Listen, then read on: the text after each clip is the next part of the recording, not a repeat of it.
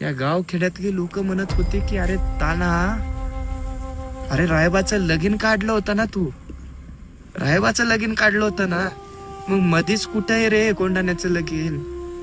पण राष्ट्राकरिता, राष्ट्र उभं करणं, राहण्याकरिता, तुमच्या आमच्या स्वातंत्र्याकरिता कोंढाण्याची लग्न काढावी लागतात, बेरात्री मोहिमा कराव्या लागतात. आम्ही प्रवास जे करतो ना,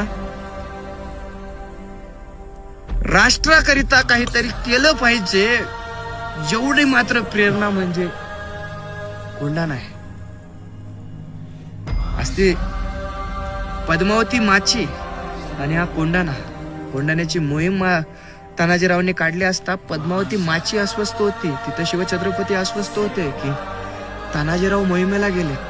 जेव्हापासनं मोहीम चालू झाली तिथपासनं तर मोहीम होईपर्यंत ती पद्मावती माची अस्वस्थ आहेत.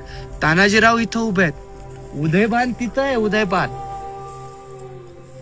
महाराजांकरिता, आपल्या स्वातंत्र्याकरिता, राष्ट्राकरिता, स्वराज्याकरिता तानाजीरावांनी मोहीम घेतली. मोहीम चालते.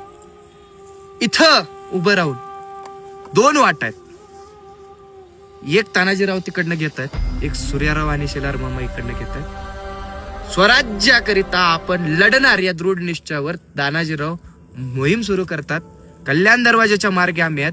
तानाजीराव तानाजी कडत चढतायत आणि पुढं बघूयात की उदयभान मरतो, राष्ट्र निर्माण होतं आणि काय होतं.